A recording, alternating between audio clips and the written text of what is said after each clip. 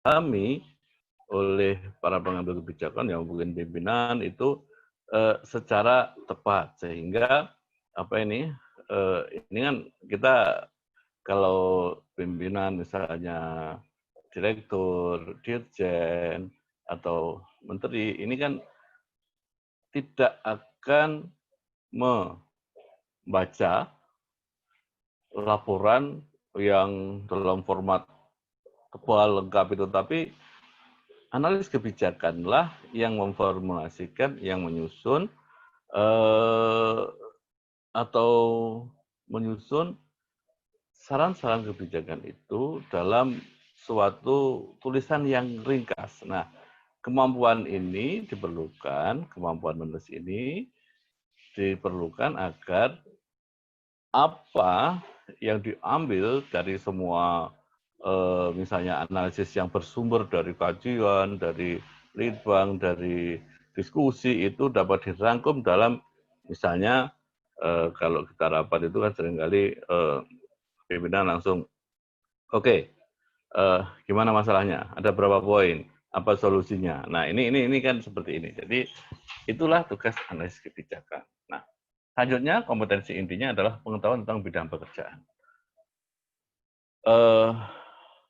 Kemampuan memahami kemampuan atau pengetahuan yang dimiliki tentang bidang pekerjaan itu menjadi syarat penting yang harus dimiliki oleh seorang analis kebijakan. Jika dia fokus, misalnya nih spesialisasinya adalah organisasi, itu manajemen, pelayanan, maka dia harus mengetahui bagaimana sebenarnya apa konsep, praktek, terus kemudian informasi-informasi lengkap tentang implementasi dari bidang apa itu, misalnya dari pelayanan organisasi itu di lingkup kerjanya. Nah, dari 5 kompetensi subkompetensi ini, kemudian ini akan diturunkan atau direfleksikan dalam kompetensi spesialis yaitu penyusunan saran kebijakan. Nah, penyusunan saran kebijakan inilah yang menjadi spesialisasi atau kekhasan dari analis kebijakan. Jadi seharusnya jadi apa ya, misalnya ketika seorang direktur atau dirjen ini diminta untuk apa ya, misalnya rapat bersama menteri untuk memutuskan kebijakan itu, maka tugas analis kebijakan itu adalah menyiapkan saran-saran kebijakan ini. Rekomendasi. Nah, ini formatnya ada macam-macam, ada policy paper, policy brief, policy note, terus kemudian ada beberapa format lain. Nah, inilah yang menjadi spesialisasi, kompetensi spesialis dari seorang analis kebijakan. Apa kaitannya dengan uji kompetensi? Nah, ini nanti kita akan secara praktiknya. Nah, ketika dalam uji kompetensi, poin tentang kemampuan analisis ini akan diminta untuk bisa ditunjukkan oleh para peserta itu ke dalam ujian tertulis, di mana peserta uji kompetensi ini diberikan satu case study. Jadi case study itu sebenarnya ini adalah apa ya, cara belajar yang cukup banyak misalnya di Harvard School of Government, terus kemudian Harvard Business School, di mana ketika mereka melakukan analisis itu mereka diberikan kasus-kasus ini untuk tadi setelah membaca case study ini, kasus itu, eh, ini mereka untuk diminta sebenarnya menyusun saran kebijakan. Nah, poin-poin yang harus ditunjukkan itu, jadi kalau di sistem kita, ketika ujian tertulis itu, kita telah menyediakan formatnya sebenarnya dalam sistem, karena ujian tertulis ini online, maka kita juga membatasi bahwa apa ini dalam penyusunan saran kebijakan itu, jadi dalam ujian tertulis nanti diuji kompetensi itu, intinya akan diminta untuk menyusun saran kebijakan dari sebuah case study. Nah, poin 1, 2, 3, 4, 5 ini telah kita berikan dalam sistem itu. Jadi ada latar belakang, terus kemudian identifikasi masalah, terus kemudian ada rekomendasi, terus kemudian ada apa ini, ada summary-nya itu. Nah, ini sudah kita siapkan dalam sistem. Kita batasi maksimal 2.500 kata. Jadi uji kompetensi inti tentang kemampuan analisis ini nanti dalam uji kompetensi itu akan dilakukan secara tertulis. Nah, tugasnya apa? Menyusun saran kebijakan atau yang istilah populernya kan ini policy brief. Nah, para peserta nanti diminta untuk menyusun ini dari case study yang harus dibaca dan kemudian diperkaya dengan diperkaya dengan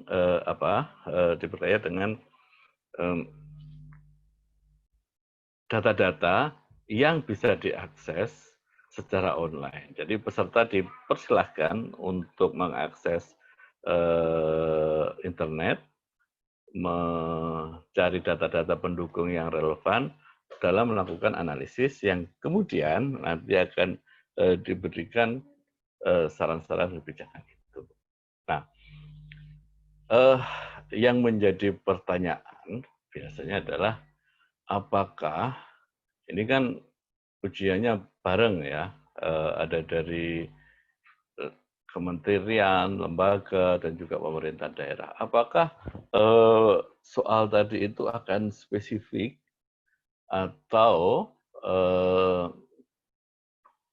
soal-soal yang diberikan itu spesifik misalnya kesehatan saja atau ini tentang ekonomi saja. Nah, soalnya case study-nya itu akan diberikan materi yang merupakan isu-isu umum, isu-isu nasional, sehingga semua peserta ini diasumsikan dan diharapkan bisa mempunyai gambaran bahwa, oh misalnya nih kita saat ini ada isu tentang apa ya, yang isu-isu yang bersifat nasional, jadi melibatkan pemerintah pusat, pemerintah provinsi, kementerian, itu misalnya pendidikan jarak jauh gitu. Nah, itu saya rasa ini juga menjadi perhatian semua orang sehingga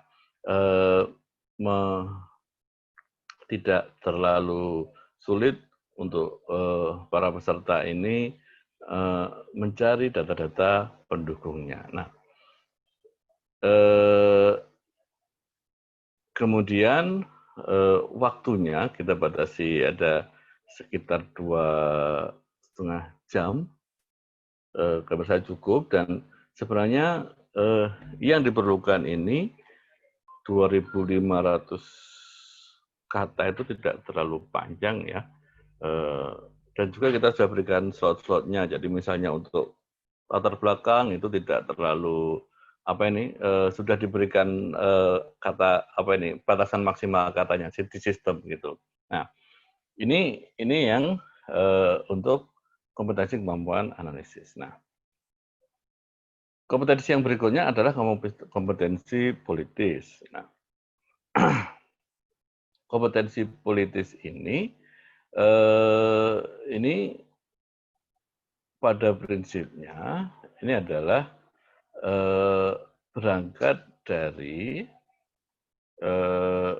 pemahaman atau konsep bahwa kebijakan publik ini kan kebijakan publik ini tidak seperti kita hanya menulis terus kemudian selesai, tetapi kebijakan publik ini adalah sebuah konsep yang harus dikawal.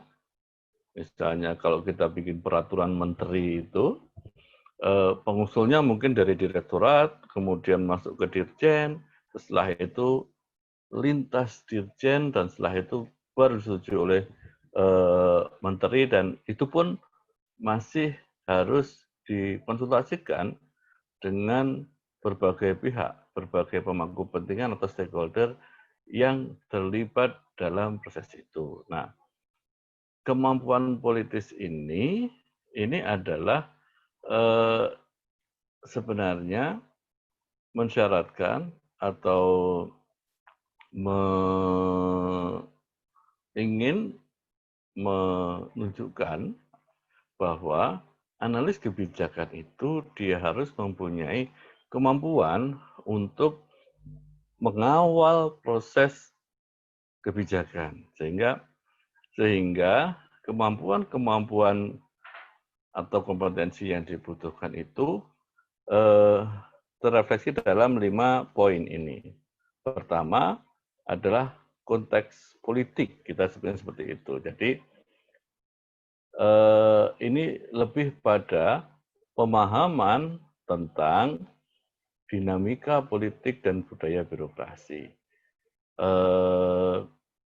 Ini mungkin akan berbeda lingkupnya ketika jenjang yang akan dituju itu berbeda-beda. Misalnya ketika jenjang pertama atau muda, mungkin lingkupnya ini akan pemahaman pada dinamika budaya organisasi atau birokrasi itu di lingkup kementerian. Tapi ketika madya dan juga utama, maka dia harus sudah memahami bagaimana sih sebenarnya, ini kan sebenarnya kan kalau konteks politik ini memahami bagaimana dinamika hubungan atau kita istilahnya konstelasi atau situasi yang berkembang di dalam organisasi itu, hubungan antar unit, hubungan antar personil, hubungan antar pimpinan, dan ini harus bisa dipahami oleh seorang analis kebijakan.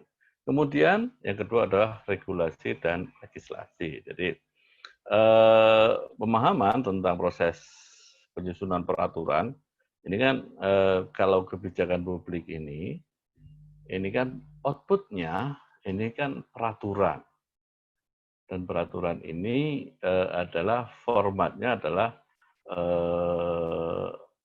mengikuti UU 12 tahun 2012 itu tentang apakah ini peraturan menteri, peraturan dirjen, atau PP, atau di atasnya itu, maka proses-prosesnya harus juga dipahami.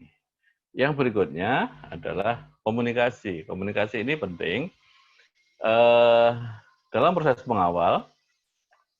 Ini sebenarnya kemudian nyambung dengan membangun jejaring. Nah, dalam proses mengawal kebijakan itu, misalnya naskah akademis yang kemudian di draft awal kebijakan itu kan harus Bapak Ibu sudah pasti mengenal FGD atau forum-forum sosialisasi. Nah, kemampuan seorang analis kebijakan untuk bisa menggiring atau mengawal rancangan kebijakan itu agar diterima oleh para pemangku kepentingan ini menjadi apa ya, syarat atau kemampuan yang harus dimiliki seorang ahli kebijakan ketika dia berada pada jenjang-jenjang tertentu. Nah, selanjutnya adalah presentasi. Ini sebenarnya bagian dari komunikasi. Kemampuan untuk menyampaikan gagasan ini menjadi penting karena sebagus apapun konsep yang disusun, rancangan kebijakan yang disusun, tanpa adanya kemampuan untuk mempresentasi dengan baik, mungkin akan mengurangi atau memperkecil kemungkinan sebuah rancangan kebijakan itu diterima oleh pihak-pihak yang berkepentingan atau stakeholder. Nah, dari kompetensi atau kemampuan politis ini nanti akan diujikan dalam ujian wawancara. Nah, Bapak Ibu sekalian yang ditugaskan atau yang diusulkan untuk mengikuti uji kompetensi akan dilakukan interview atau wawancara selama 40 menit waktu yang disediakan, dan ini 40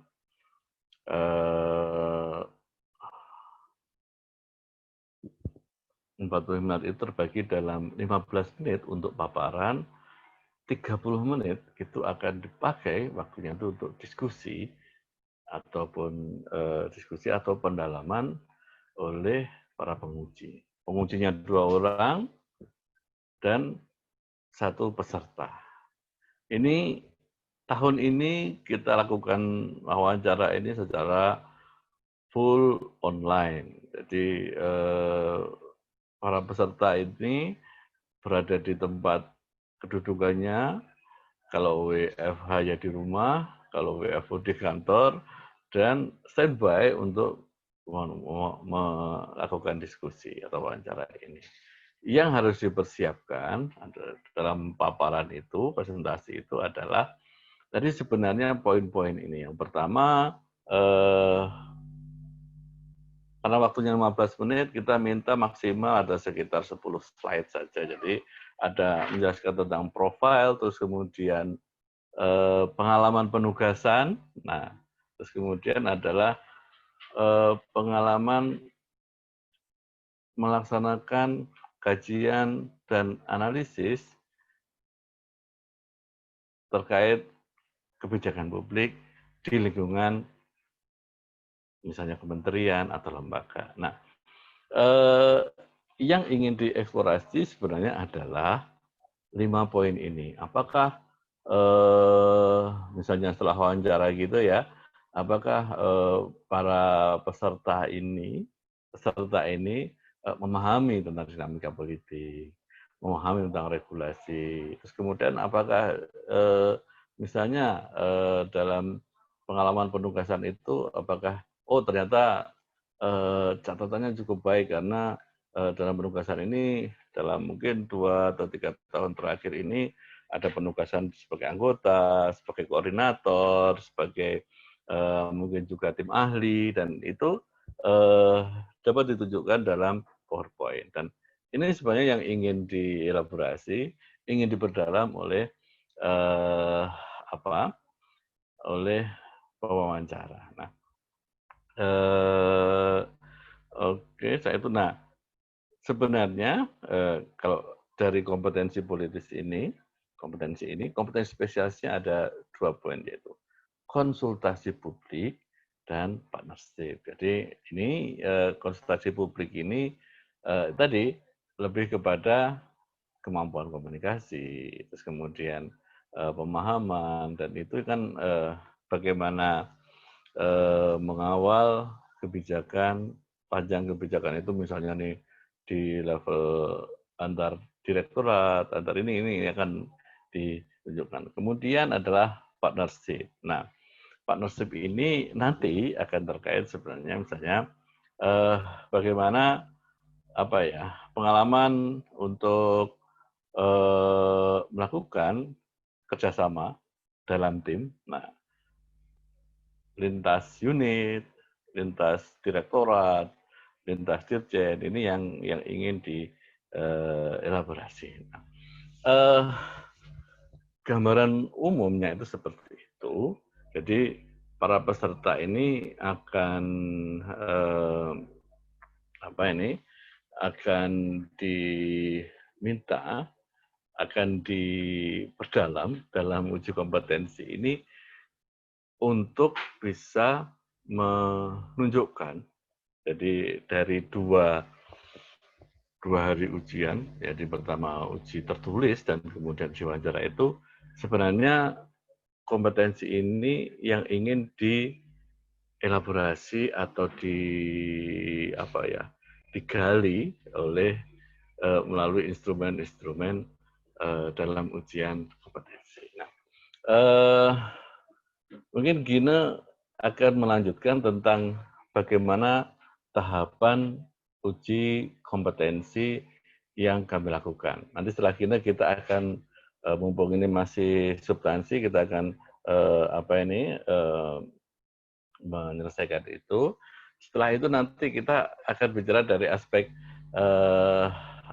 teknis, aspek teknis atau aspek dukungan dari institusi. Nah, ini terkait tadi mungkin usulan, terus kemudian apa target PNBP kita nanti akan kita sambung setelah paparan dari Gina.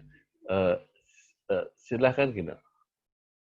Atau jika mungkin sudah ada pertanyaan, kita bisa sambung dengan sedikit pertanyaan, nanti kita akan 1-2 pertanyaan singkat gitu, nanti kita akan sambung dengan paparan dari Gina. Silahkan jika ada pertanyaan, kalau belum ada, kita lanjut dulu. Ini bagaimana teknis penyelenggaraan uji kompetensi.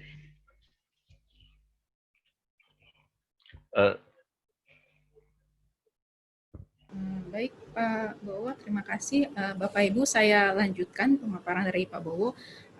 Mau klarifikasi dulu Pak Bowo, jadi yang saya paparkan terkait yang pembekalan itu ya Pak? Apa gimana? Ya, oke. Ya. Oke, baik. Izin saya share screen.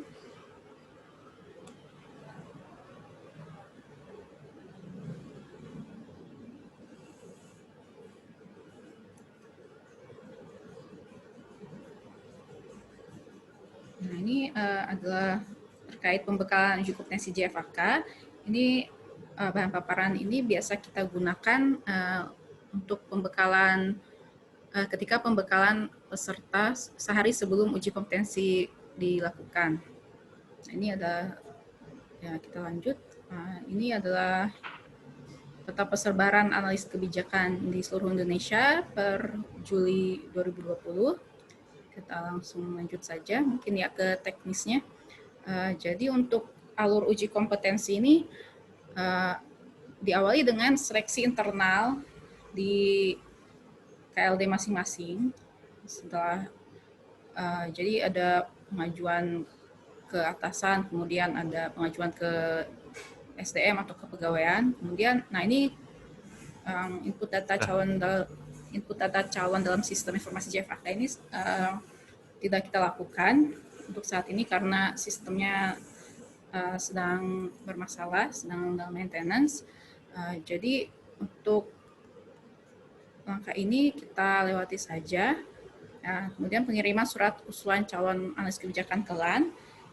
Nah, ini disertai juga dengan berkas-berkas kelengkapannya. Nah, berhubung saat ini itu uji kompetensinya online, maka kami harapkan untuk surat usulan dan berkas-berkasnya adalah dalam bentuk soft copy agar memudahkan kami juga dalam mengupload ke dalam sistem yang kami miliki dan memudahkan kami juga untuk men-share ke penguji karena bahan yang diterima oleh penguji juga berupa soft copy.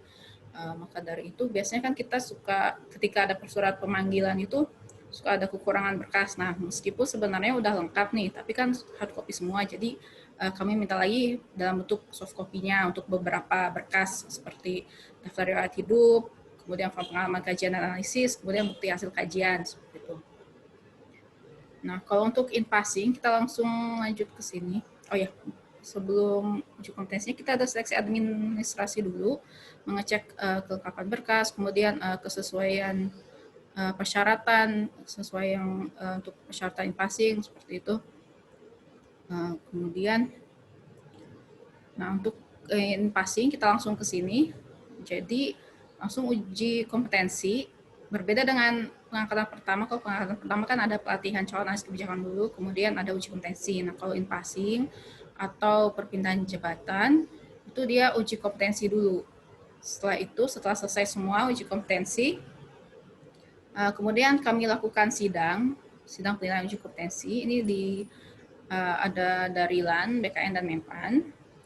Nah, ini kadang agak susah mencocokkan jadwal antara karena kan para pejabat gitu ya, para CPT yang terlibat dalam sidang ini, jadi mungkin kami juga kadang agak kesulitan mencocokkan jadwal beliau semua. Pernah juga kita jadwalkan di tanggal tertentu, kemudian tiba-tiba ketika hari H itu nggak bisa, jadi mundur lagi gitu sidangnya, seperti itu. Nah, kemudian ketika sidangnya sudah selesai, kemudian kita membuat surat rekomendasi atau tidak direkomendasikan. Nah, surat rekomendasi ini ditandatangani oleh Kepala LAN. Kemudian setelah kami mengirimkan surat rekomendasi tersebut, lalu dilakukan pengangkatan analis kebijakan oleh instansi. Jadi kewajiban LAN hanya sampai ke pengiriman surat rekomendasi atau tidak direkomendasikan. Sementara untuk pengangkatan analis kebijakan dilakukan oleh instansi masing-masing. Untuk uji kompetensi ini ada tarifnya sesuai PP nomor 30 tahun 2018 tentang perubahan atas PP nomor 5 tahun 2016 tentang jenis dan tarif PNBP yang berlaku pada LAN. Untuk tarif uji kompetensi ini 1.600.000 per peserta. Nah, ini adalah dasar hukum untuk jabatan fungsionalis kebijakan. Dimulai dari Permenpan RB nomor 45 tahun 2013 tentang jabatan fungsionalis kebijakan dan angka kreditnya. Kemudian ada juga setelah itu peraturan bersama kepala BKN di tahun 2014. Kemudian setelah itu ada perkalahan teknis seperti standar kompetensi, kemudian pedoman penyusunan formasi, pedoman pelaksanaan penilaian kualitas hasil kegiatan analis kebijakan, pedoman penyelenggaraan pelatihan jabatan fungsionalis kebijakan, juknis penilaian kualitas hasil kegiatan analis kebijakan, juknis uji kompetensi. Kemudian terakhir kita mengeluarkan peraturan terkait passing itu tahun 2017. Itu dalam rangka menjawab Permenpan RB terkait passing tahun 2016. Nah, tapi setelah Menpan mengeluarkan peraturan passing di tahun 2018, kita tidak mengeluarkan perkalan lagi, tapi surat edaran di tahun 2019 dan 2020. Kemudian ada juga tentang angka kredit, itu di perkalaan 22 tahun 2017 dan penulisan KTI bagi analis kebijakan.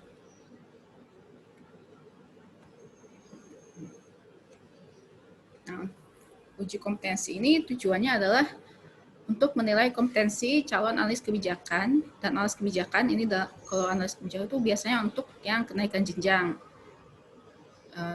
Jadi ketika mau naik jenjang juga ada uji kompetensinya. Jadi ketika sudah cukup nilai angka kreditnya setelah sidang dan sudah direkomendasikan untuk naik jenjang, maka bisa mengusulkan untuk mengikuti uji kompetensi kenaikan jenjang. Seperti itu. Misalkan dari analis kebijakan pertama ke muda, kemudian muda ke madya. Nah, kalau madya ke utama itu ada orasi ilmiah, ada pelatihan analis kebijakan lanjutan dan orasi ilmiah. Seperti itu.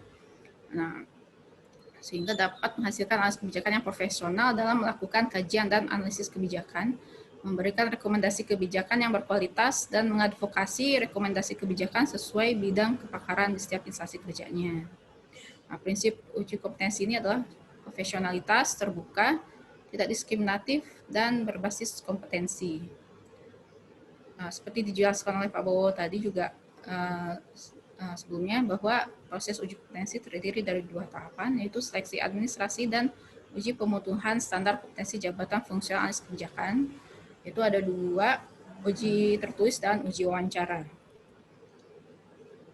Nah, kalau ini tahapan uji kompetensi JFAK, untuk in passing tuh saya setelah seleksi administrasi, kemudian dilakukan uji tertulis dan uji wawancara. Nah, ini ada uji dokumentasi, itu untuk yang akan naik jenjang, analisis kebijakan yang naik jenjang, serta yang diangkat kembali. Kalau in passing, perpindahan jabatan, ada tertulis dan wawancara. Sedangkan untuk pengangkatan pertama hanya uji wawancara saja. Kenapa kalau pengangkatan pertama tidak ada uji tertulis? Karena kalau untuk yang melalui jalur CAK ini, yang pengangkatan pertama, mereka sudah ada pelatihan calon analis kebijakan terlebih dahulu. Kalau secara klasikal itu 17 hari. Dan si pelatihan ini kan sudah banyak penugasan di masing-masing mata pelatihannya. Jadi itu sudah diakumulasikan selama pelatihan. Bisa jadi sebagai, ya bisa dikatakan sebagai penggantinya uji tertulis itu adalah nilai pelatihannya, seperti itu.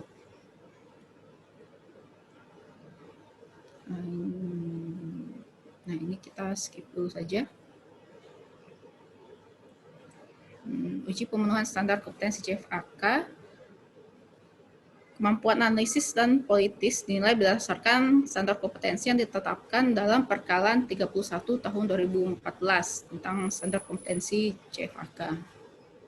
Ini contoh jadwal yang sudah kita laksanakan di bulan Agustus. Jadi ini dibagi dalam satu rangkaian uji kompetensi ini, di hari pertama itu kita ada pembekalan, biasanya kita mulai jam 2, paling lama itu acaranya 1 jam. Dan yang dijelaskan tuh sama persis dengan yang saya jelaskan saat ini. Nah, di hari keduanya itu biasanya uji tertulis, bisa dibagi 2 gelombang, bisa juga 1 gelombang saja. Jadi untuk uji tertulis itu 2,5 jam bersih. Nah, biasanya sebelum uji tertulis itu kita ada persiapan dulu selama 30 menit. Jadi untuk mengecek bisa masuk ke sistem, terus kemudian harus connect juga ke Zoom supaya panitia atau penyelenggara bisa melihat secara live aktivitas masing-masing peserta. Jadi kelihatan gitu, maksudnya nggak ada yang bantuin juga di dekat peserta, seperti itu. Waktunya 2,5 jam. Kemudian kita ada sistem tersendiri untuk uji tertulis ini. Jadi ketika uji tertulis ini peserta membuka 2 aplikasi, Zoom dan aplikasi yang sudah disiapkan oleh Pusakalan, seperti itu. Dan di hari ketiga dan keempat itu uji wawancara. Nah, ini sifat tentatif, bisa sehari, bisa 2 hari, tergantung dalam satu kali penyelenggaraan itu ada berapa gitu jumlah pesertanya. Kalau sekitar 30-an, uji wawancara sekitar 1 hari saja. Kalau misalkan ini kasusnya kemarin itu ada 70 orang ya, kalau salah ada 70 orang, jadi kita buat uji wawancara dibagi 2 dalam 2 hari, seperti itu. Nah, ini sebenarnya bersifat tentatif juga, bisa fleksibel, karena uji wawancara ini kan melibatkan penguji dari JPT ya Bapak Ibu. Jadi kami menyesuaikan juga dengan agenda para JPT, bisa saja misalkan uji wawancaranya duluan, kemudian uji tertulisnya belakangan. Atau misalkan uji wawancara ternyata diselingi dulu nih sama uji tertulis, baru besoknya uji wawancara lagi, seperti itu. Untuk wawancara ini dilakukan dengan Zoom meeting juga.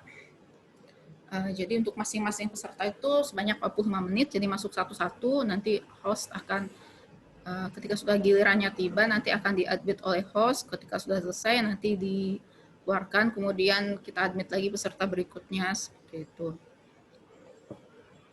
Dan ketika uji wawancaranya kan 45 menit, 15 menit maksimal tuh paparan peserta, terdiri dari DRH, kemudian pengalaman kajian dan analisisnya, kemudian pengalaman advokasi jika sudah ada.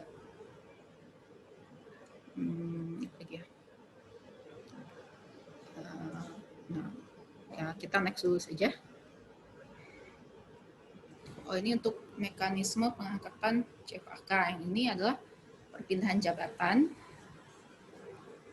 Persyaratannya bisa dilihat di sini. Jadi untuk perpindahan jabatan ini paling rendah S2 dan golongan ruang 3C. Memiliki formasi untuk analisis kebijakan. Kemudian ada batas usianya berbeda untuk masing-masing jenjang. Untuk CF ahli pertama dan muda itu 53 tahun, kalau ahli madya itu 55 tahun, 60 tahun untuk CPT dan minimal 4D. Untuk waktu pengusulan uji kompetensi paling lambat 6 bulan sebelum batas usia pengangkatan pada masing-masing jenjang. Jadi untuk perpindahan jabatan ini biasanya adalah dari JPT dan dari JF lain, seperti itu. Untuk uji kompetensinya dapat mengikuti 1 kali uji kompetensi ulangan apabila tidak lolos. Uji kompetensi berupa uji dokumentasi, tertulis, dan wawancara. Nah, untuk nilai kelulusannya minimal 70, tapi untuk masing-masing komponen analisis dan politis, bukan akumulasi dari komponen analisis dan politis. Nah, untuk perpindahan jabatan ini tidak ada batas waktu, Bapak Ibu. Tidak ada batas waktu penyelenggaraan, tidak ada batas waktu. Kalau pengangkatan sih kita batasi surat rekomendasi itu berlaku selama 6 bulan. Kalau kita next dulu saja. Nah, kalau in passing itu kan ada batas waktunya, Bapak Ibu, untuk sesuai Permenpan 42 tahun 2018 itu diangkat paling lambat 6 April 2021. Nah, untuk persyaratannya minimal S1, kemudian pengalaman dalam pelaksanaan tugas di bidang jabatan fungsional yang akan diduduki paling sedikit 2 tahun. Dalam hal ini, jabatan fungsional akan diduduki kan analis kebijakan, jadi memiliki pengalaman dalam pelaksanaan tugas di bidang kajian dan analisis. Gitu. Dan mengikuti dan lulus uji kompetensi, nilai prestasi kerja 2 tahun terakhir, kemudian batas usianya juga berbeda antara perpindahan jabatan dan in passing. Kalau untuk in passing itu 56 tahun bagi yang akan diangkat dalam ahli pertama dan muda, dan 58 tahun bagi yang akan diangkat dalam jenjang ahli madya. Untuk waktu pengusulan uji kompetensi, usianya itu paling tinggi 1 tahun sebelum batas usia pengangkatan pada masing-masing jenjang. Memiliki pengalaman kerja di bidang kajian dan analisis kebijakan paling kurang 2 tahun secara kumulatif, dibuktikan dengan surat rekomendasi dari atasan, kemudian tidak sedang menjalani hukuman disiplin pegawai, kemudian yang terakhir mengikuti dan lulus uji kompetensi. Nah, uji kompetensi ini juga ada 2, uji tertulis dan uji wawancara. Nah, untuk nilai kelulusan berbeda-beda untuk masing-masing jenjang. Jadi untuk jenjang pertama itu nilai kelulusan minimal 70, untuk muda minimal 80, dan madya minimal 85 untuk nilainya. Nah, dan biasanya kan kita ada 1 kali ulangan jika tidak lolos ya. Tapi kali ini kita meniadakan hal itu karena batas waktu pengangkatan yang cukup mepet, serta proses pembuatan surat rekomendasi juga cukup lama. Jadi di unit kami itu setelah uji kompetensi selesai, kemudian kan mereka nilai wawancara, kemudian koreksi uji tertulis, kemudian menentukan jadwal sidang sampai penerbitan surat rekomendasi itu bisa 1 bulan sampai 1,5 bulan prosesnya kalau lancar. Ini adalah kelengkapan berkas yang kami minta ketika pengusulan. Itu fotokopi ijazah terakhir yang telah dilegalisir, transkrip nilai, SK pangkat terakhir, karpeg yang biasanya yang warna putih yang ada nomor karpegnya, kemudian form rekomendasi pimpinan unit kerja itu minimal S1 2 atau JPT pertama, kemudian DRH, kemudian penilaian kinerja 2 tahun terakhir, formulir pengalaman kajian dan analisis kebijakan, dan bukti hasil kajian dan analisis. Seluruh berkas dikirimkan ke email analiskebijakan@gmail.com. Maaf sebentar.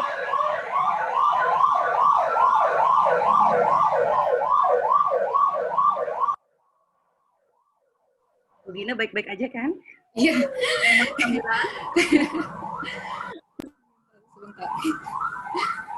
Wah, ada yang diangkut, ada yang diangkut. Lagi kejar-kejaran ini, Mbak. Kebetulan tetangga ada yang polisi, kemudian ada juga rumah sakit dekat sini. Nggak tahu ini suara ambulans atau polisi. Nah, Baik, kita lanjutkan. Nah, ini untuk penilaian uji kompetensi perpindahan jabatan. Jadi untuk form penilaiannya juga berbeda antara perpindahan jabatan dengan in-passing. Kalau perpindahan jabatan itu ada dua macam. Jadi ada komponen dengan kompetensi standar memenuhi atau meets dengan nilai kelulusan minimal 70. Nah, untuk satu lagi ada kompetensi standar melebihi atau exceed nilai kelulusan minimal 81. Jadi untuk masing-masing jenjang melalui jalur perpindahan jabatan itu masing-masing berbeda. Untuk komponen-komponen yang harus 70 dan yang harus 81. Itu. Nah, dinyatakan lulus jika masing-masing nilai kompetensi, elemen kompetensi, kemampuan analisis, dan politis sama atau melebihi standar kelulusan 70, bukan akumulasi dari penilaian kompetensi analisis dan politis. Dan hasil penilaian untuk kompetensi standar memenuhi atau meets akan diperhitungkan sesuai dengan hasil penilaian. Sedangkan untuk kompetensi standar melebihi atau exceed yang minimal nilainya 80, nanti hasil penilaiannya akan dikonversi pada tabel konversi untuk mendapatkan nilai akhir pada kompetensi dimaksud. Nah, tabel konversi ini ada di Perkala nomor 15 tahun 2016 tentang juknis uji kompetensi. Nah, ini adalah contoh form penilaian uji tertulis untuk calon analis kebijakan JFAK jenjang utama. Nah, ini yang level kompetensinya memenuhi, kita bisa lihat hanya ada satu, yaitu untuk kemampuan analisis di kompetensi spesialisnya dengan elemen kompetensi penyusunan saran kebijakan itu nilainya memenuhi 70, sedangkan untuk sisanya itu nilainya harus melebihi atau minimal 81, yaitu pengetahuan tentang substansi kebijakan publik, metode riset, teknik dan analisis kebijakan, dan regulasi dan legislasi. Seperti itu. Nah, untuk penilaian uji wawancara untuk jenjang AK utama ini juga berbeda lagi. Ada dua level kompetensi, ada yang harus memenuhi minimal 70 dan melebihi itu minimal 81. Jadi kalau untuk AK utama yang memenuhi itu hanya kompetensi spesialis berupa konsultasi publik dan partnership, sedangkan sisanya ini semuanya harus melebihi 81, lebih dari atau sama dengan 81. Nah, untuk perpindahan jabatan dengan jenjang madya dan muda juga nanti akan berbeda. Kalau madya akan lebih banyak memenuhi kalau dibandingkan yang utama, dan sama juga dengan muda akan lebih banyak memenuhinya daripada melebihi 81 ini. Nah, ini untuk angka kredit perpindahan jabatan sesuai Permenpan 45 tahun 2013. Nah, untuk penilaian uji kompetensi jalur in-passing, batas nilai kelulusannya masing-masing jenjang berbeda. Yang pertama 70, ahli muda 80, dan ahli madya 85.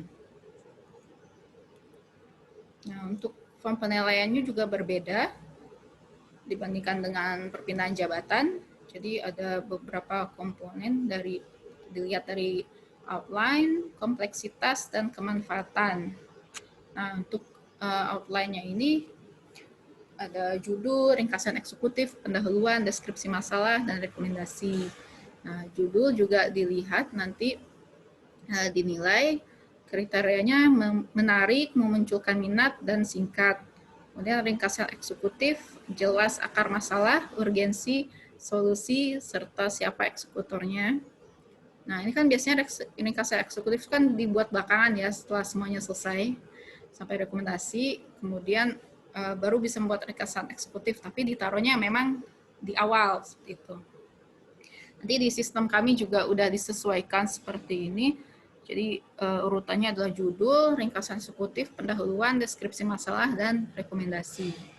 Nah, berikutnya yang pendahuluan, harus menarik minat untuk membaca secara keseluruhan, kemudian topiknya jelas, dan urgensinya juga jelas. Kemudian deskripsi masalah, spesifik, terukur atau evidence based. Kemudian ada analisisnya juga, apa, di mana, siapa, mengapa terjadi, dan dampak atau efeknya seperti apa. Dan rekomendasi harus spesifik juga, terukur. Kemudian ada beberapa pilihan alternatif. Kompleksitas juga dinilai dengan kriteria keluasan cakupan, tingkat kesulitan, kepatutan isi, dan penggunaan bahasa. Kemudian untuk kemanfaatan itu sendiri, apakah menjadi acuan rujukan bagi policy maker seperti itu. Nah, untuk uji tertulis ini kami menyediakan soal studi kasus. Jadi biasanya untuk satu penyelenggaraan itu sama, satu untuk satu kelas itu. Kemudian dibuat policy brief dengan kriteria seperti ini. Nah, ini untuk form penilaian uji wawancara dengan mekanisme in-passing. Jadi ada kemampuan analisis politis, kemudian kemampuan analisis dan politis, ada kompetensi inti, spesialis, dan dasar. Jadi elemen kompetensinya ada 11. Ya, ada 11. Yaitu pertama pengetahuan tentang bidang pekerjaan, kemudian kemampuan menulis dan publikasi, konteks politik, regulasi dan legislasi, komunikasi, membangun jejaring, presentasi, konsultasi publik, partnership, manajemen diri, dan membangun tim, sesuai dengan standar kompetensi yang sudah dijelaskan oleh Pak Bowo sebelumnya. Nah, di sini para penguji biasanya akan menggali nih di sini. Jadi selama 30 menit tanya jawab untuk masing-masing penguji. Ya, biasanya mereka lebih menggali ke pengalaman menulis, kemudian pengalaman advokasi mungkin ya. Kemudian apakah pernah mempublikasikan artikel seperti itu. Nah, ini adalah angka kredit melalui jalur in-passing. Ini sesuai Permen PAN 42 tahun 2018. Jadi kalau untuk in-passing kita lihat pangkat golongan ruang, ijazah, kemudian masa kerja golongan. Jadi makanya kita suka minta SK pangkat terakhir nanti untuk menentukan angka kredit awalnya berapa. Ini untuk yang naik jenjang, misalkan Bapak Ibu analis kebijakan ada yang mau naik jenjang. Nah ini kan ada level kompetensi memenuhi minimal 70 dan melebihi 81. Nah contohnya seperti ini. Untuk yang naik jenjang atau perpindahan jabatan juga sama nih. Yang perpindahan jabatan ke muda ini kayak gini, formulir penilaian uji wawancaranya. Jadi yang memenuhi itu banyak, sedangkan yang melebihi itu hanya tiga elemen, yaitu komunikasi, presentasi, dan manajemen diri. Seperti itu. Jadi berjenjang dari muda, kemudian madya, dan utama itu semakin tinggi jenjangnya, maka level kompetensi yang melebihi atau minimal 81 itu lebih banyak. Seperti itu.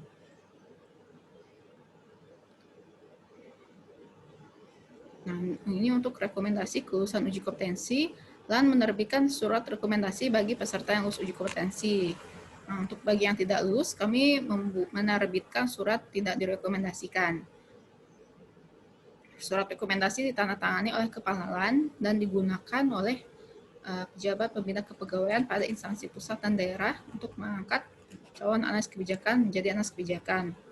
Nah, untuk pengangkatan ke dalam JFAK dilakukan paling lambat 6 bulan setelah ditandatanganinya surat rekomendasi instansi pembina. Sedangkan untuk in-passing, surat rekomendasi berlaku sampai dengan 6 April 2021. Nah, berarti untuk yang perpindahan jabatan, kemudian yang pengangkatan pertama, itu surat rekomendasinya hanya berlaku selama 6 bulan. Kalau dalam batas waktu setelah ditandatanganinya surat rekomendasi oleh instansi pembina, tetapi PNS yang bersangkutan belum diangkat ke dalam JFAK, maka berlaku ketentuan yang pertama, rekomendasi atas uji kompetensi yang diperoleh dinyatakan tidak berlaku. Yang kedua, pemberian sanksi kepada instansi pengusul dalam bentuk penundaan proses formasi JFAK yang diusulkan. Ini sama seperti yang dijelaskan oleh Pak Bowo tadi terkait standar kompetensi jabatan fungsional analis kebijakan. Nah, untuk kelas jabatan, kalau analis kebijakan itu untuk pertama 8, muda 10, madya 12, dan utama 14. Untuk tunjangannya sendiri, utama 1.685.000, AK Madya 1.150.000, AK Muda 920.000, dan AK Pertama 540.000. Nah, ini untuk penulisan policy brief dalam uji tertulis. Intinya sama saja seperti yang saya jelaskan sebelumnya. Untuk kriteria misalkan judul harus menarik, memunculkan minat, singkat, seperti itu. Ini adalah contoh formil pengalaman kajian dan analisis yang biasanya kita minta soft copy-nya karena untuk salah satu bahan untuk penilaian oleh penguji. Nah, baik, terima kasih. Sekian paparan dari saya. Silakan Pak Bowo.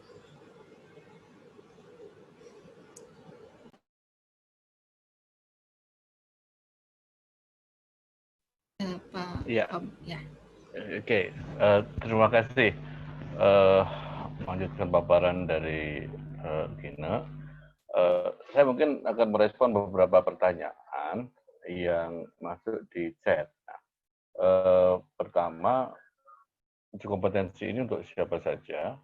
Jadi yang disyaratkan untuk mengikuti uji kompetensi ini, pertama, ini adalah mereka yang akan diangkat dalam jabatan fungsional analis kebijakan melalui beberapa mekanisme. Yang pertama, melalui pengangkatan pertama. Pengangkatan pertama ini berbeda dengan in-passing. Mereka yang pengangkatan pertama ini adalah ini sebenarnya mekanisme yang harus diikuti adalah dia harus mengikuti pelatihan calon analis kebijakan terlebih dahulu. Jadi ada pelatihan calon analis kebijakan selama 2 minggu itu, terus kemudian setelah rangkaian pelatihan calon analis kebijakan, ini nanti kemudian mengikuti uji kompetensi. Terusnya seperti itu. Nah, yang berikutnya, pengangkatan dalam jabatan fungsional analis kebijakan melalui yang pertama yaitu in-passing selama ini yang kita sedang proses ini. Jadi in-passing itu, terus kemudian perpindahan, dan berikutnya adalah perpindahan jabatan. Jadi perpindahan jabatan ini yang tercover adalah perpindahan jabatan dari jabatan fungsional lain dan juga jabatan struktural atau administratif. Nah, atau juga yang in-passing tadi yang dari fungsional umum ke CF. Nah, berikutnya uji kompetensi ini adalah juga menjadi syarat bagi jabatan mereka yang telah menduduki jabatan fungsional analis kebijakan yang akan naik jenjang. Jadi Bapak Ibu misalnya ada yang analis kebijakan muda dan telah memenuhi angka kredit yang dipersyaratkan, maka agar dapat diangkat ke dalam analis kebijakan jenjang madya, maka harus mengikuti uji kompetensi. Nah, ini siapa saja yang harus mengikuti uji kompetensi. Oke, nah sebentar ada beberapa. Oke, nanti syarat-syaratnya silahkan mungkin bisa memberikan nomor atau kontak ke kami, kita bisa share atau nanti kita bisa share juga di sini paparan yang isinya persyaratan-persyaratan untuk mengikuti uji kompetensi baik dari perpindahan jabatan atau dari yang lain. Selanjutnya, ini tadi kita sudah berbicara teknis dan substansi.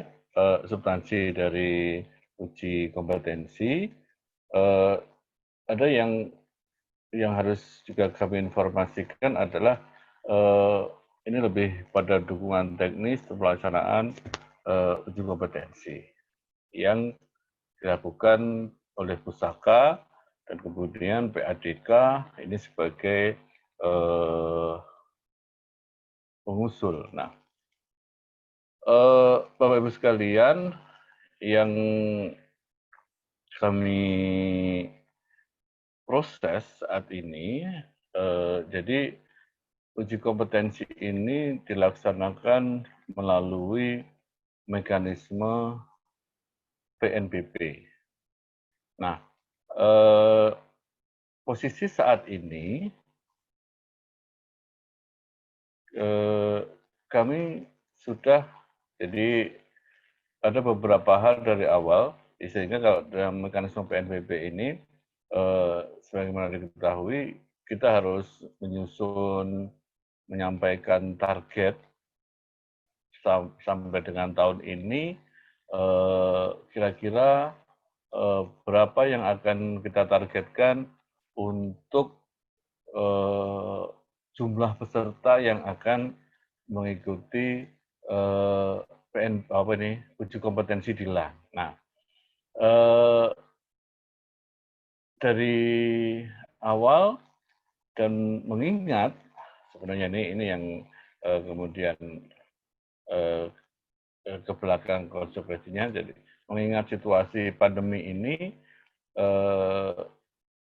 kami mengusulkan, kami tidak terlalu memasang target yang cukup cukup berani atau optimis untuk usulan PNBP uji kompetensi yang akan masuk ke Pusaka. Jadi target yang kami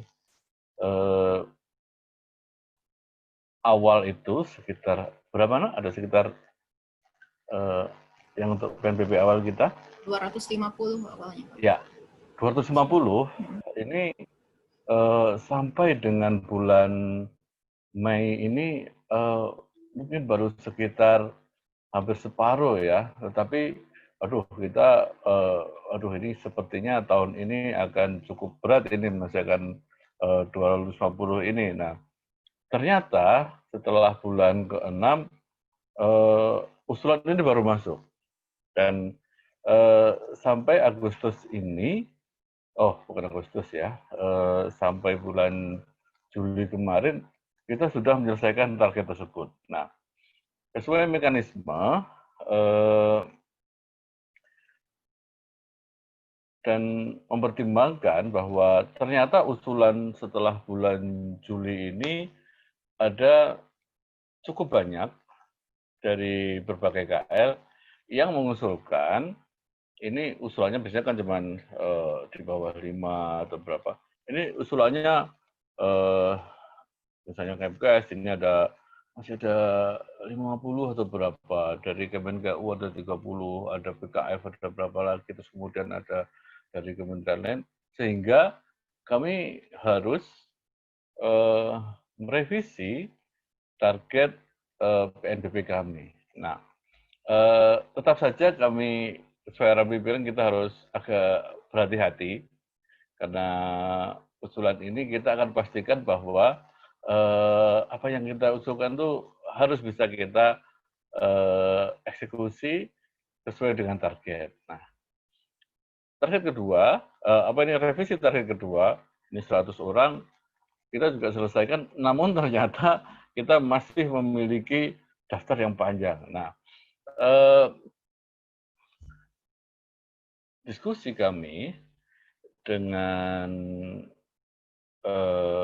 PLT Deputi Kemenpan RB, bidang pelayanan dan juga jabatan fungsional, ini kita kan masih mempunyai tanggung jawab untuk memproses usulan-usulan ini, namun kita terkendala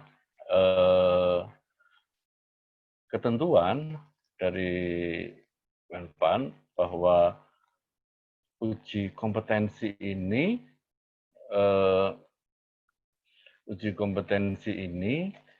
harus sudah selesai dilaksanakan 6 bulan sebelum April 2021. Nah, artinya apa? Kita harus sudah selesaikan uji kompetensi ini pada Oktober ini, 6 Oktober. Nah, sementara kami masih mempunyai usulan yang masuk yang cukup banyak. Nah, untuk itu dapat kami sampaikan bahwa Pusaka LAN ini telah menyampaikan surat kepada Kemenpan RB, Sesmenpan ya, agar kami diberikan untuk merespon usulan ini, kami bisa diberikan perpanjangan waktu untuk melaksanakan uji kompetensi DFAK ini. Nah, ini penting untuk memastikan bahwa kita telah memenuhi ketentuan-ketentuan dan tidak melanggar ketentuan juga tentang pelaksanaan uji kompetensi. Jadi dari revisi target yang kedua, jadi kita dari 250 terus sampai 100, ini nanti kita akan laksanakan di bulan ini, mungkin kita agak maraton ini, 5 sampai 9, terus kemudian nanti seminggu atau 2 minggu berikutnya kita akan uji kompetensi. Dan sisanya ini kita akan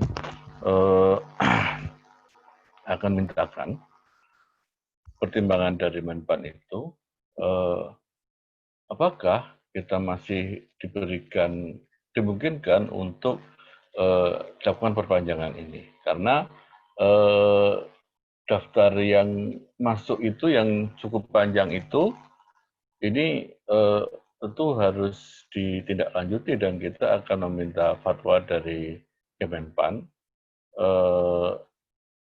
Apakah ini boleh diperpanjang, diberikan perpanjangan untuk menyelesaikan uji kompetensi, dan selanjutnya ini akan menjadi rujukan kita, dasar kita untuk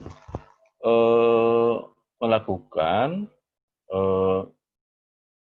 perubahan atau revisi target dari yang sebelumnya sudah terlampaui dari 250 ke 100 ini, kita akan menyampaikan kembali mungkin revisi target ke Kementerian Keuangan agar bisa diberikan target revisi ini. Nah, posisinya seperti itu sehingga kami harus berproses dan semoga ini Menpan memberikan jawaban segera dan kami segera bisa juga menyampaikan kepada kementerian dan lembaga apakah penjadwalan ini bisa segera dilakukan setelah revisi itu. Nah, termasuk juga di dalamnya ini sebenarnya ada usulan dari Kemenkeu misalnya di akhir-akhir bulan September ini yang cukup banyak dan itu melebihi. Nah, hal inilah yang kemudian harus kami sampaikan kepada kementerian atau lembaga. Proses ini kita masih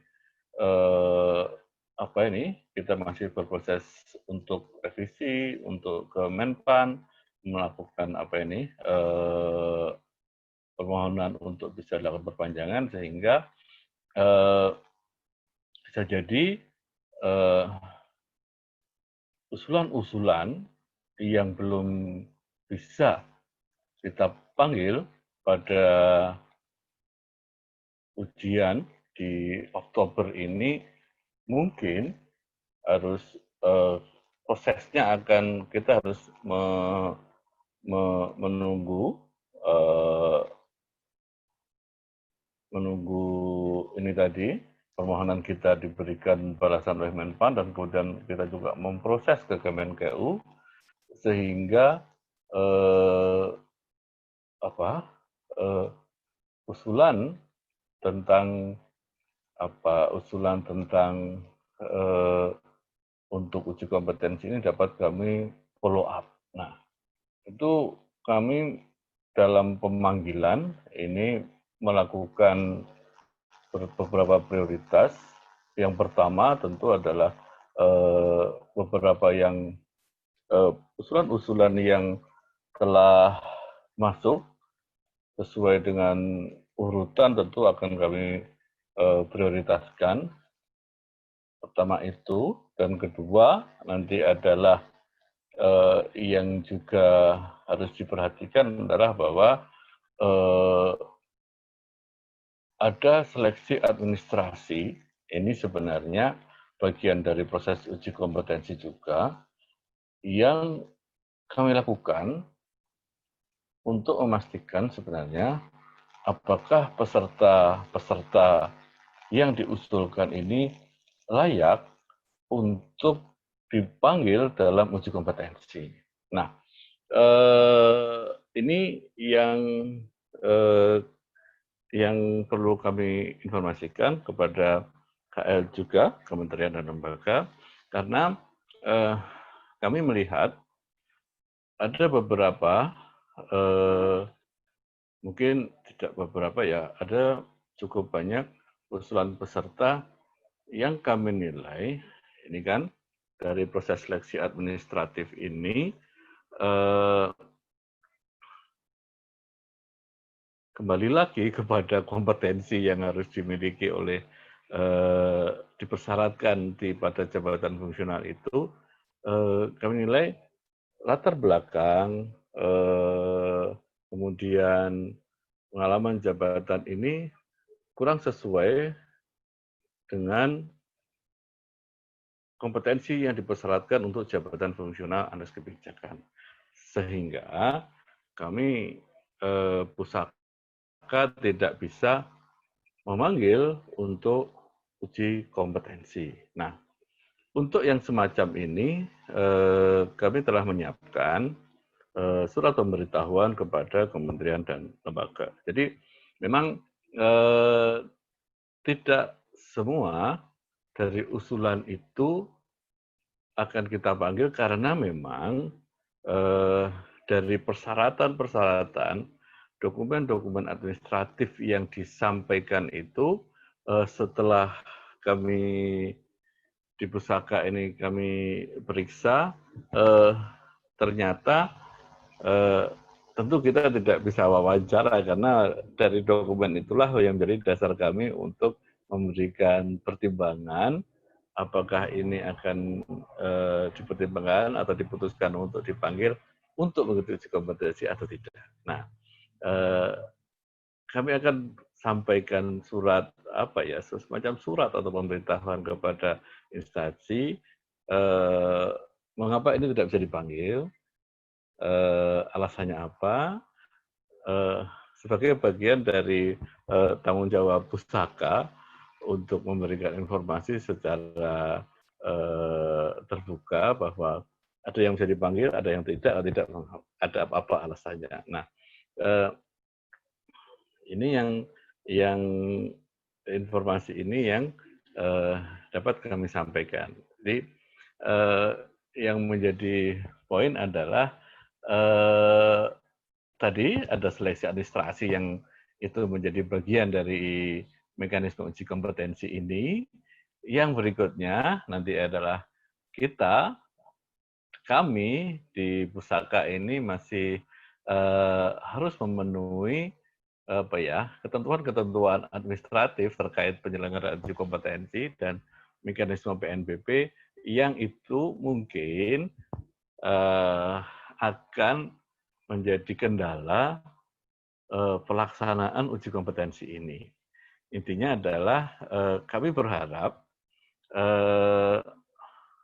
dan mengupayakan agar usulan uji kompetensi ini dapat kami proses sesuai dengan ketentuan yang berlaku dan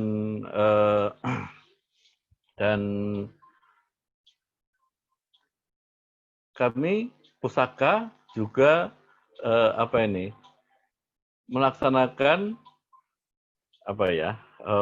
sebenarnya ini kan bagian dari program pemerintah untuk memperkuat jabatan fungsional di birokrasi. Nah, argumen ini yang kami sampaikan kepada Menpan bahwa ada cukup banyak usulan yang masuk dan ini juga harus kami respon. Minatnya yang begitu besar dari KL dan ini harus menjadi kami sampaikan ke Menpan agar jabatan fungsional ini dapat berkembang dengan baik karena pemerintah daerah, pemerintah kabupaten, provinsi, lembaga, kementerian ini banyak mengajukan usulan kepada kami. Sebagai perbandingan, Dilan ini menjadi instansi pembina untuk jabatan fungsional Widya Iswara dan analis kebijakan. Untuk Widya Iswara relatif target Oktober ini mereka sudah terlampaui dan tidak ada usulan lagi yang masuk. Jadi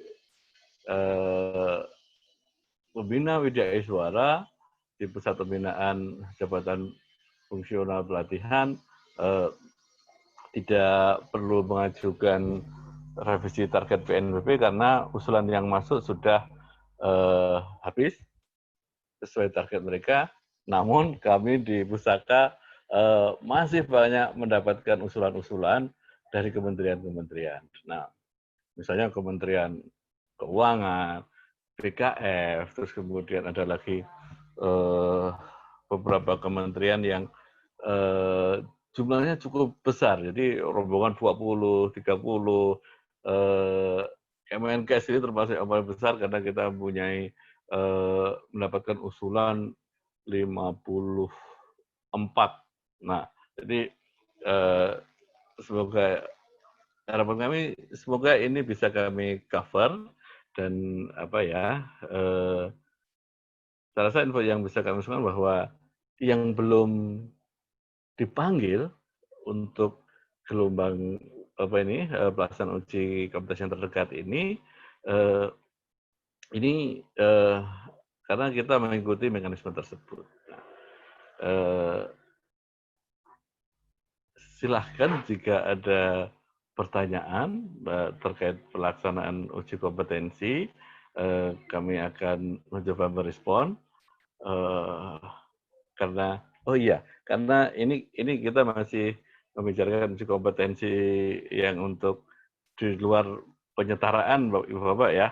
Jadi kami cukup bisa menjelaskan secara cukup lengkap. Terima kasih Bapak Ibu.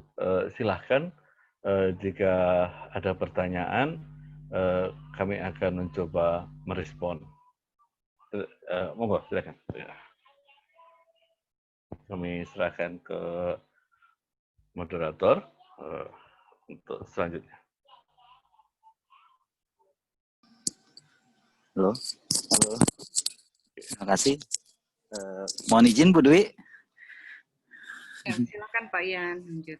Saya lanjut Bu ya. Ya. Terima kasih Pak Edi atas pencerahannya, Bu Jine ya. Bu Jine juga terima kasih. Alhamdulillah udah tadinya yang kurang tahu jadi nambah tahu, yang sudah tahu jadi lebih tahu lagi. kalau saya lihat paparan Bapak dan membaca sedikit tadi, mendengar banyak dari yang bicara, sepertinya seorang analis kebijakan ini selain pintar membaca situasi dan harus bisa memahami situasi baik politik maupun keamanan dan sebagainya, mereka juga ternyata harus pintar menulis, artinya menuangkan dalam bentuk kebijakan-kebijakan yang mungkin bisa diterima dan mudah diterima itu Pak ya. Sepertinya mereka ini calon-calon analis kebijakan ini, saya rasa kalau lanjut sekolah S1, S2 ini lulusnya cepet ini Pak ya, karena udah pinter-pinter ini, pinter nulis, pinter meneliti, yakin saya nih mereka ini. Pak, maaf ini dari paparan Bu Jenny ini ada yang saya mau tanyakan Pak. Boleh saya mulai dulu Bu Dwi ya sebelum ke pertanyaan yang lain. Ini saya penasaran. Tadi untuk yang dinyatakan tidak lulus rekomendasi itu kan yang tidak langsung diangkat setelah 6 bulan dikeluarkan rekomendasinya, mereka itu dapat sanksi pertama penundaan ataupun tidak berlaku lagi, atau diberikan tadi sanksi bagi satkernya. Nah, yang ingin saya tanyakan pertama adalah bagi si calon anjak itu sendiri, mereka kan merasa ini mungkin bukan salahnya mereka, tidak diangkat. Terus apa buat mereka supaya mereka bisa mengikuti dan diangkat kembali seperti itu? Itu yang pertama. Yang kedua, sanksi yang diberikan kepada satker ini penundaannya berapa lama itu Pak? 2 itu aja dulu Pak. Makasih Pak. Oke, langsung kita respon dulu Pak ya. Boleh baik. Oke, jadi penjelasan seperti ini. Mereka yang jadi untuk pengusulan pengangkatan ini menjadi kewenangan sepenuhnya dari pembina kepegawaian di instansi. Baik, nah, Pak. Oke. Nah, LAN ini sesuai dengan kewenangannya adalah melakukan uji kompetensi yang pertama.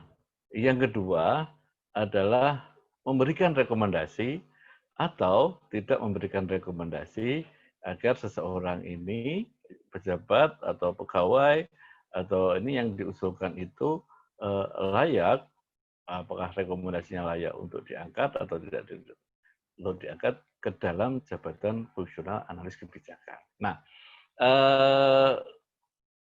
kami menyerahkan sepenuhnya karena kewenangan ini ada di instansi agar mereka yang telah diberikan rekomendasi ini dapat segera diangkat. Nah, ini tentu kami berasumsi, kami berkeyakinan bahwa instansi telah memiliki strategi atau skenario sumber daya manusia, bahwa ketika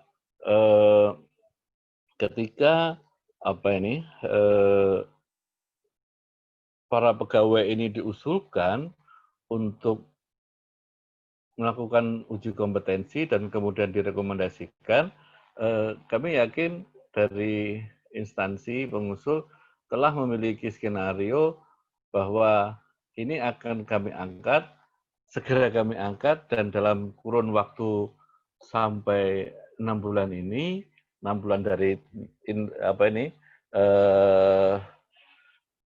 bulan dari diberikan rekomendasi itu telah diproses. Nah, artinya formasi, jabatan fungsional, terus kemudian skenario ini penempatan di mana itu sudah dimiliki oleh instansi pengusul. Nah, dengan demikian LAN cukup yakin bahwa ketika uji kompetensi ini proses ini tidak akan terlalu lama. Beberapa misalnya nih ada kejadian memang rencana ini seringkali tidak berjalan sesuai awal, misalnya nih ada pergeseran sedikit, silakan kami diinformasikan karena misalnya nih mereka nanti akan dilantiknya mungkin lewat dari 6 bulan. Nah, sebenarnya pelantikan ini kan berbeda dengan SK pengangkatan ya. Nah, diangkat dalam kurun waktu 6 bulan, tapi pelantikannya mungkin nanti agak mundur. Karena pelantikan ini kan ini akan berkonsekuensi pada misalnya nih penghitungan pembayaran tunjangan kinerja itu baru akan diberikan apa itu TMT-nya itu kan di pelantikan itu. Nah ini yang beberapa kasus kami tidak mendapatkan informasi sehingga ternyata tahu-tahu lewat gitu yang kami terima. Namun ada juga beberapa instansi yang memberikan informasi kepada kami bahwa oh kami sedang melakukan misalnya nih ada restrukturisasi dan hasilnya ini konsekuensinya pengangkatan dalam jabatan fungsional ini yang kami setelah rekomendasi LAN ini baru bisa dilaksanakan pada waktu ini. Nah, ini silakan kami diberikan informasi sehingga kita bisa memantau bahwa rekomendasi ini telah ditindaklanjuti dan jika ada misalnya ada kendala gitu kita bisa terinformasikan atau ikut misalnya mungkin ada kendala misalnya terkait dengan misalnya mungkin mungkin dengan pemimpinan kita bisa memberikan mungkin konsultasi atau apa semacam itu nanti yang sebenarnya yang terjadi seperti itu. Nah untuk in passing ini kan misalnya kita berikan rekomendasi itu bahwa dia harus sudah diangkat, kita mengacu pada Kemenpan bahwa April 2021 dia sudah harus diangkat. Nah, ini cukup panjang meskipun mereka yang in passing dari 2019 atau awal 2020 kita berikan waktu itu sampai April 2021. Jadi seperti itu. Kemudian misalnya ini ada penundaan ini, misalnya penundaan untuk diberikan kesempatan mengikuti uji kompetensi ini lebih kepada kita perlu memberikan, kami dari LAN harus fair kepada instansi lain karena yang mengusulkan ini mempunyai kesempatan yang sama untuk segera diproses dan jika ada satu instansi yang sepertinya tidak segera memproses pengangkatan ini, tentu sangat disayangkan karena kami telah memberikan kesempatan untuk dapat mengangkat ke dalam jabatan fungsional analisis kebijakan, sehingga penundaan ini lebih bermakna kita memberikan kesempatan pada instansi yang lain yang ingin mengembangkan jabatan fungsional di tempatnya, dan bagi instansi yang tadi terlambat atau apa gitu ya kita ingin ada perhatian untuk segera memproses itu. Mungkin seperti itu Bapak. Silakan jika ada Ya, Pak Ian, Pak Bowo, izin Pak. ya, Ibu. Berarti apakah dalam aturan hukum terakhir itu adalah yang dipanggil saat ini yang 8 orang itu ya, dan tidak? Iya Ibu. Jadi begini, posisinya Ibu ya, kami masih menunggu jawaban dari Menpan apakah akan diizinkan untuk menyelenggarakan uji kompetensi setelah tanggal 6. Nah, jika ini diizinkan, kami akan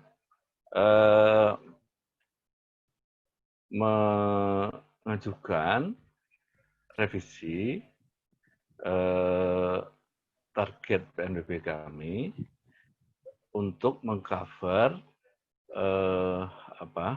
untuk mengcover daftar yang telah masuk, Ibu. Nah, diskusi hari Selasa kemarin kami melakukan pertemuan dengan Menpan dan juga membahas hal ini. Sepertinya sinyalnya mungkin kita bisa berharap saya cukup bisa berharap bahwa nanti akan bisa diberikan perpanjangan, namun memang suratnya belum keluar, Ibu. Tentu kita perlu surat itu, dan ini saya rasa yang sedang kami upayakan agar Kemenpan memberikan itu. Nah, untuk gambaran kementerian mana ya? Ada kementerian yang telah mengajukan perpanjangan ini karena memang ada kebutuhan usulan yang cukup banyak untuk CFK di bawah binaannya itu, dan diberikan perpanjangan oleh Menpan. Nah, ini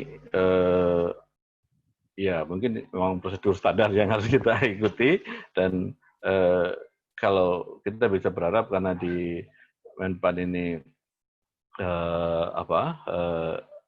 di Menpan pernah ada, ya sebenarnya belum lama sih juga ada kementerian lain yang mengajukan hal tersebut dan diberikan persetujuan. Diberikan persetujuan berapa lama ya? 3 bulan.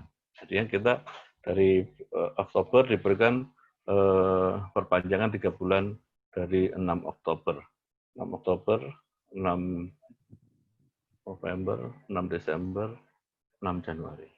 Nah, mungkin pertimbangannya adalah 3 bulan itu seharusnya cukup untuk memproses ke BKN. Gitu. Nah, jadi perpanjangannya diberikan 3 bulan.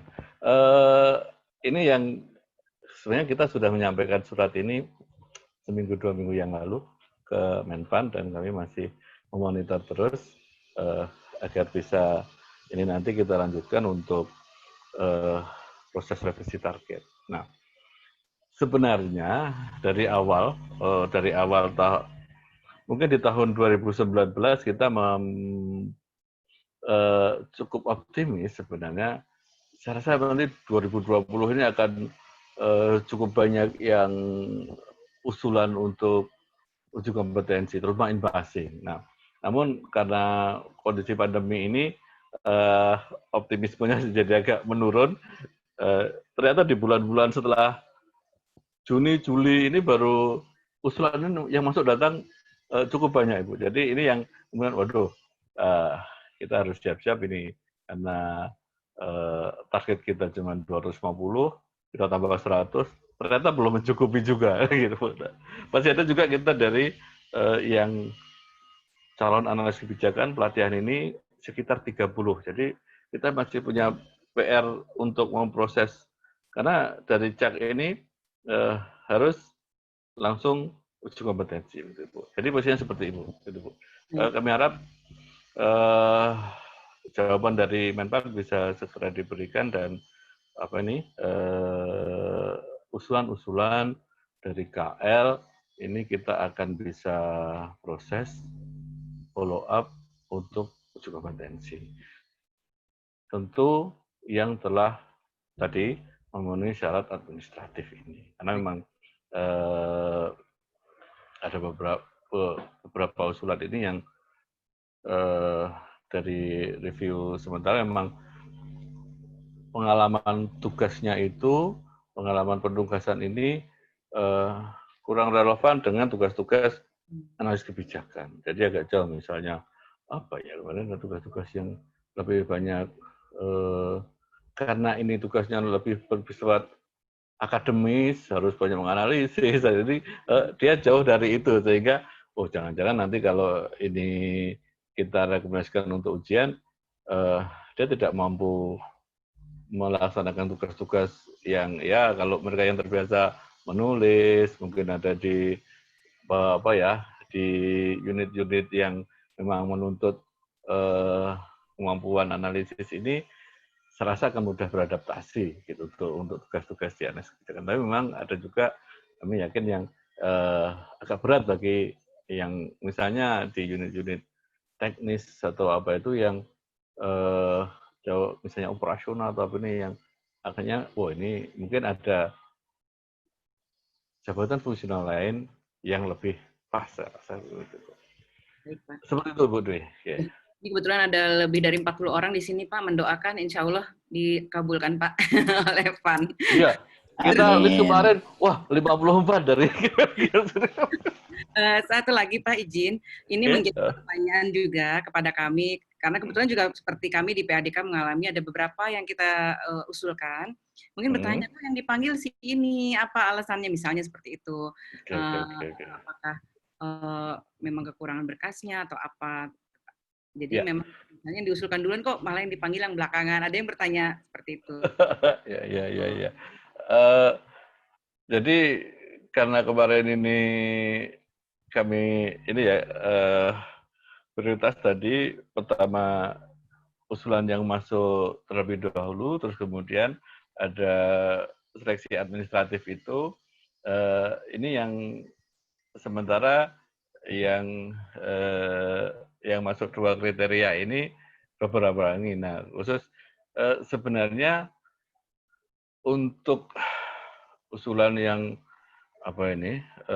terutama yang dari beberapa kementerian kan cukup banyak ini, Bu, ya. Ada 20, 30, PADK cukup banyak. Kemenkes ini kita masukkan dalam satu kelompok untuk kita sampaikan sebenarnya sebagai bahan pertimbangan dari Menpan tadi kan.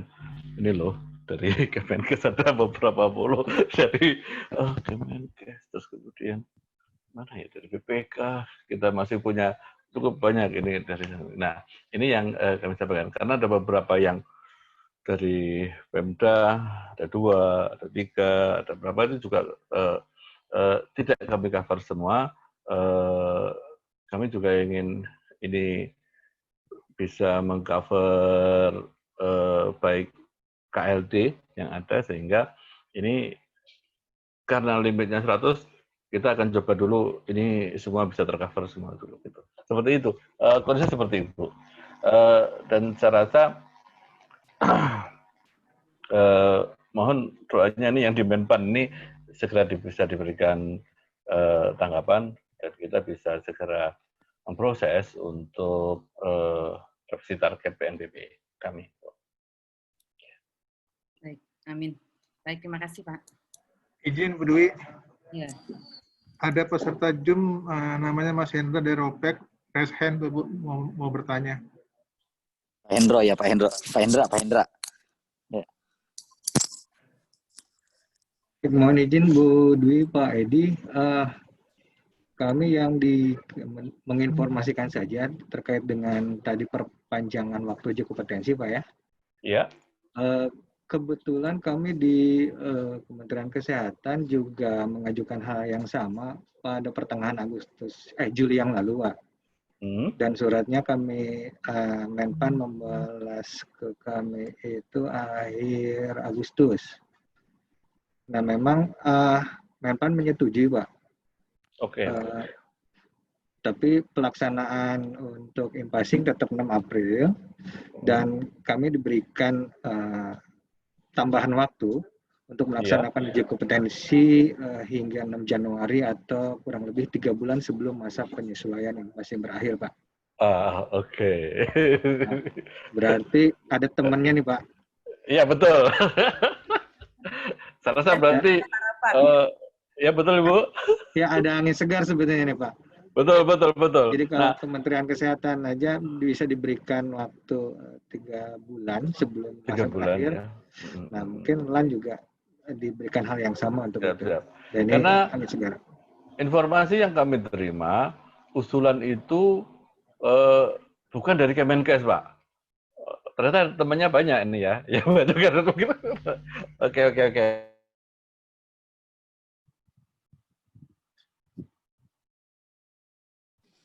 Putus Pak Edi. Halo. Sinyalnya bermasalah. Pak Edi hilang sinyal, Bu. Tunggu sebentar. Bu Gina mungkin ada yang ditambahkan, Bu Gina? Tambahkan sedikit Ibu, mungkin tadi saya sekilas baca chat di Zoom terkait uji kompetensi kenaikan jenjang. Ya. Nah, mungkin saya jelaskan sedikit ya Bu ya. Enggak, Ibu. Ya, izin share screen. Maaf terputus.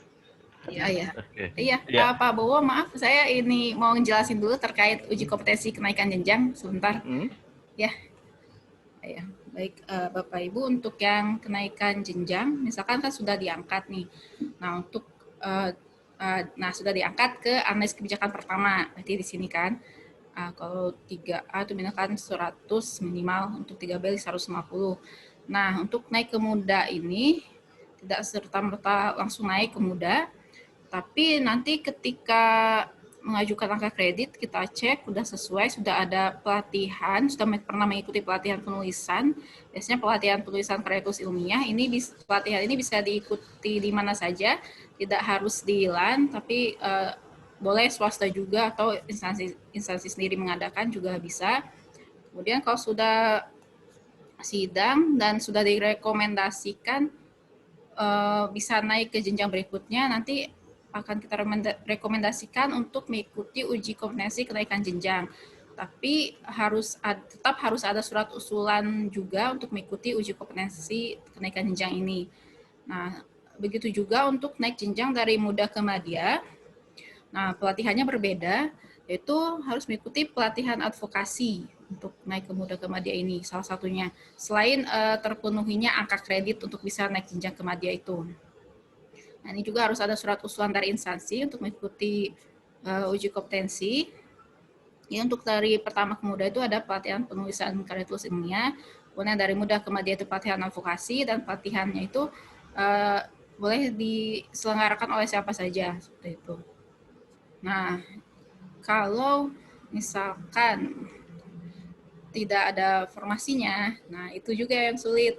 Soalnya kalau harus ketika mau naik jenjang juga harus ada formasinya dari pertama ke muda, muda ke madya. Jadi kalau misalkan di atasnya udah penuh, jadi nanti juga akan sulit untuk naik jenjang seperti itu. Nanti akan ditempatkan di mana kan nanti bingung juga. Jadi nanti harus disesuaikan lagi mungkin untuk formasinya seperti itu, atau mungkin dipindahkan ke unit yang masih lowong gitu, masih terdapat formasi yang kosong seperti itu. Apakah sudah jelas sampai di sini Bapak Ibu? Atau ada yang mau ditanyakan lagi terkait uji kompetensi kenaikan jenjang? Oh iya, untuk di Kemenkes sudah ada TPI belum ya? Belum, Ibu. Oh belum, oh berarti nanti untuk penilaian Dupak, untuk kemajuan Dupak tetap ke LAN dulu ya. Jadi mungkin biar menceritakan sedikit proses TPI yang kita lagi berproses sebetulnya, Bu. Oh gitu, iya. Jadi kan kalau sudah punya TPI sendiri kan nanti kelihatan siapa aja yang bisa naik jenjang seperti itu. Tapi untuk uji kompetensi sendiri itu tetap di LAN, di instansi pembina seperti ini. Bu Dwi, mohon maaf, boleh mengomentari aja, Bu? Silakan. Ya, baik. Ibu Gina, terima kasih informasinya. Menambahkan keterangan Ibu Gina tadi bahwa kalau memang belum ada formasinya, tadi kan Ibu juga bilang harus ada usulan dari Satker ya. Kalau memang belum ada formasinya, berarti mohon para kepala Satker untuk tidak mengusulkan begitu, karena belum ada. Karena belum ada formasi. Nanti jadi blunder. Karena nanti jadi blunder, karena memang saat ini pun sudah ada beberapa jabatan, bukan hanya JFAK, yang Pak pimpinan kan disodorin surat gitu ya. Ini Pak untuk kenaikan, iya ditanda tangan. Padahal begitu dia sudah oke, tidak bisa diangkat. Saya sudah lulus UKOM, saya sudah angka kredit sudah cukup, sudah ini, sudah itu. Tapi selama formasinya belum ada, ya kepegawaian tidak bisa melantiknya begitu. Ya, jadi betul. mungkin memang ini yang perlu disosialisasikan mungkin ke para pimpinan juga, bahwa kalau belum ada formasinya, janganlah diusulkan begitu untuk naik jenjang karena tidak ada formasinya. Kalau yang bersangkutan ingin naik, mungkin bisa tadi seperti begini juga sampaikan, bisa cari di tempat lain gitu. Ya, terima kasih sekian Ibu. Iya, baik. Sebenarnya tugas sukor kita juga Bu Gina, mensosialisasi ke Bu Tina. Dan sukor juga nih untuk kasih tahu semua unit ya, maksudnya bukan cuma kenapa kita nggak diangkat-angkat, karena juga mana dulu mana telur. Karena kadang-kadang kita kok semua UKOM, terus katanya UKOM-nya expired, nggak diangkat-angkat. Ya nggak diangkat karena formasinya juga belum ada. Iya Bu. Syukur nih. Ya, kami juga udah berusaha ngomong berbusa-busa. Baik, terima kasih. Ya, terima kasih Ibu. Baik, silakan Pak Ian. Apa masih ada lagi teman-teman yang mau bertanya atau kayaknya waktunya udah ini juga ya. Kasihan juga nih narasumber udah lumayan. Iya ya, waktunya udah lumayan lama Bu ya. Luar biasa ini penyampaian dari Pak Edi dan Bu Gina. Ya, kalau boleh sedikit terakhir, teman-teman kan berharap bahwa dari seleksi administratif itu juga bisa lolos. Kadang-kadang mungkin bukan tidak melaksanakan itu di lapangan, jangan-jangan mempersiapkan dokumennya yang kita kurang pengetahuan dengan tepat. Nah, nanti mungkin ini kita akan mohon bantuan juga kepada LAN untuk pembinaan kepada kita, kira-kira mempersiapkan dokumen secara administratif yang tepat itu seperti apa begitu Bu. Takutnya cuma karena masalah-masalah yang secara administratif yang sebetulnya bisa dipenuhi begitu, ini menjadi hambatan bagi teman-teman untuk dinyatakan layak ikut UKOM. Mungkin itu kali ya Pak Ian. Baik Ibu, saya rasa itu juga karena memang yang kami baca adalah dokumen yang disampaikan. Jadi mungkin ini yang lagi yang memang ya kalau dibilang kendala atau keterbatasan di seleksi administratif seperti itu. Jadi kalau dokumennya cukup lengkap dan kita membaca, oh ternyata ini dari sini kita ketahuan memang pernah ditugaskan di sini, terus kemudian bukti-buktinya cukup, oh banyak tulisan, banyak apa ini ya, wah ya oke, kita bisa langsung paham gitu itu ya. Seperti itu Ibu, ya terima kasih. Oke, untuk sementara udah Bu ya, nggak ada lagi, mengingat juga udah setengah 12, dan sudah lama. Gimana Bu, langsung udah aja? Iya. Oke, terima kasih Pak Edi atas paparan dan informasinya, sama Bu Gina juga terima kasih. Semoga hal-hal yang disampaikan ini bisa diterima dengan baik untuk para calon peserta ataupun peserta yang akan mengikuti uji kompetensi ini dan bisa menerima dengan baik pula. Semoga kedepannya tidak ada lagi yang mungkin hal-hal yang mungkin agak kebingungan ya, seperti yang tadi mau diusulin tapi rumahnya nggak ada. Kasihan kalau udah lulus nggak ada rumahnya, mau kemana dia bingung. Jadi rumahnya dulu Pak ya dibuat Pak ya sebelum diusulkan. Nah, baik. Itu aja Bu ya, mungkin udah bisa kita tutup, tapi sebelum kita tutup kita foto bersama dulu, mohon ininya ya diaktifkan kameranya supaya ini Mas kebersamanya kelihatan. Mas MP bisa tolong di itu kali ya, Mas MP ya, hostnya Bu ya. Ya, ya, mohon dinyalakan semua videonya. Ya, dinyalakan kameranya, diliatin muka-muka cantik dan gantengnya ya biar kelihatan. Ayo Mas MP. Iya, foto ya. Ya. 1, 2, 3. Asik. Satu lagi ya Pak, satu lagi. Buka dong, minta tolong buka profilnya. Iya. Yang slide 2. Slide 2. Iya, banyak yang belum dibuka. Kameranya. Mungkin ada kamera. Ya, 1, 2, 3. Udah Pak? Oke, makasih Mas Wempi. Ya, ya Pak. Bu. Terima kasih. Ya.